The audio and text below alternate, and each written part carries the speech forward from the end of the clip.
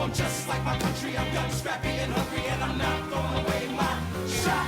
When Lin-Manuel Miranda sings about the drive of the young, scrappy, and hungry immigrant, he's not singing about just any immigrant. I am the A-L-E-X-A-N-D-E-R.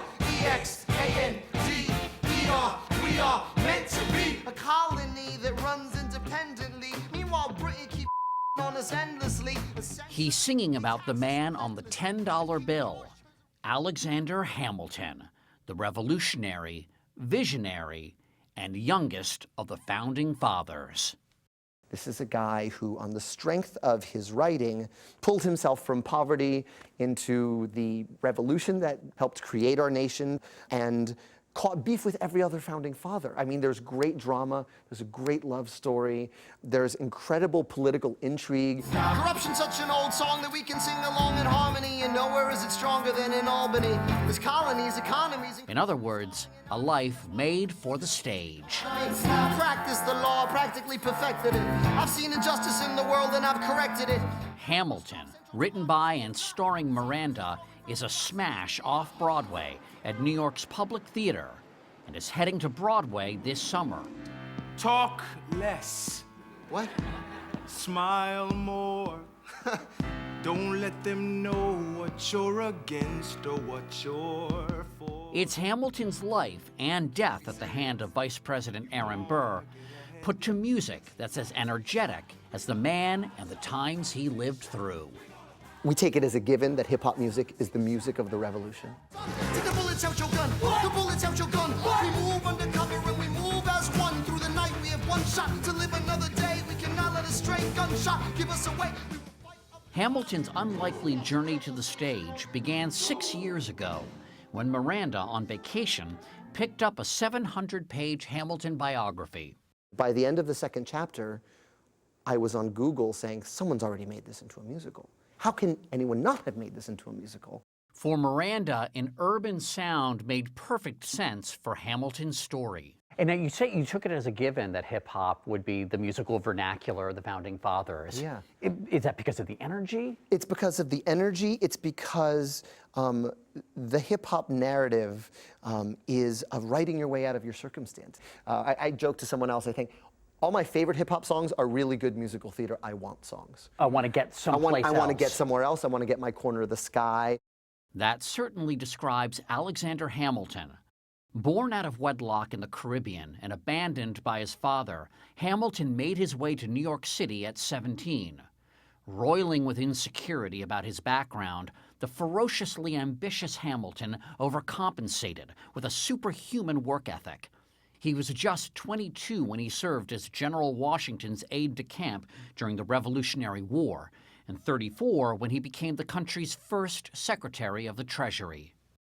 He was the one who saw the future in a visionary flash. So at a time when Jefferson and Madison see the United States as a country with traditional agriculture and small towns, here comes this young man from the Caribbean. He foresees a country that's going to have banks and stock exchanges, corporations, factories, large cities. In other words, the country that we know today.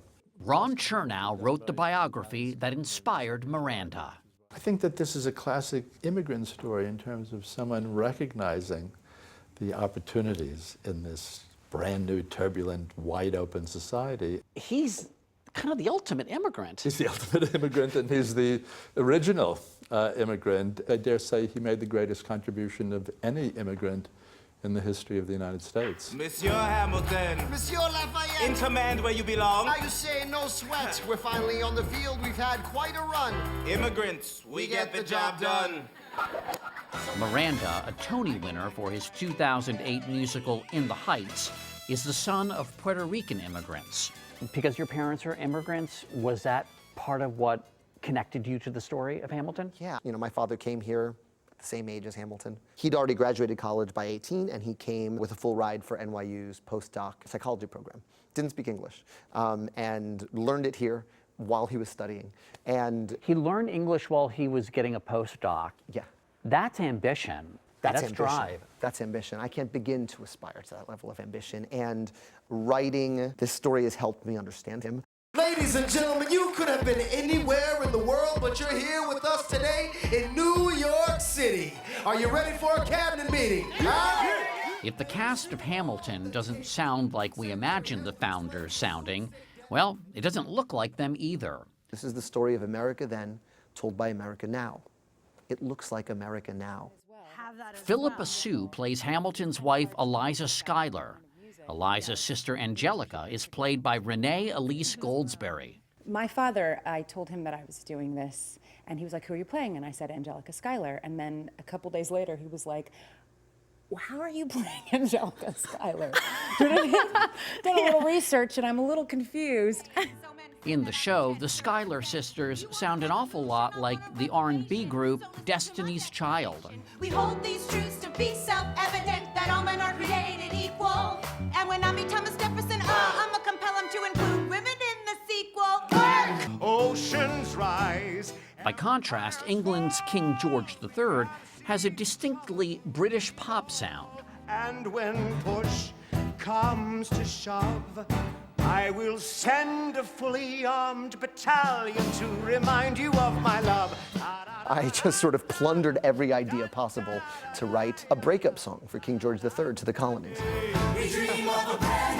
And in the role of Hamilton's lifelong rival, Aaron Burr, Leslie Odom Jr. brings down the house with a good old showstopper. I've got to I've got to This was a time when the political could get extremely personal. Here's Hamilton, who favored more federal power, debating Thomas Jefferson, who favored states' rights. Oh, but Hamilton forgets. His plan would have the government assume states' debts. Now place your bets as to who that benefits. The very seat of government where Hamilton sits. Not true.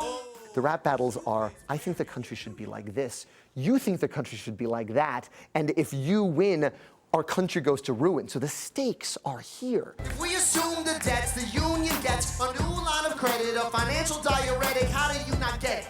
If we're aggressive and competitive, the union gets a boost. You'd rather give it a sedative? So it's incredible verbal dexterity that we get to employ. So it makes perfect sense that Hamilton and Jefferson are arguing about the role of the federal government in the form of a rap smackdown. 60 seconds for Jefferson, 60 seconds for Hamilton. Cabinet response determines the winner.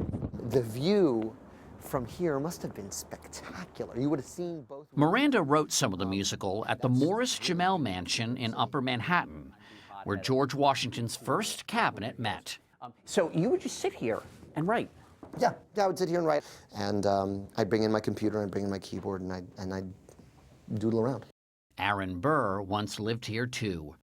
By the time he and Hamilton met on the dueling ground in 1804, He aims his pistol at the sky! Wait! their rivalry had hardened into enmity. Hamilton had backed Jefferson over Burr for president in 1800. Once word spread of his death, I hear wailing in the streets.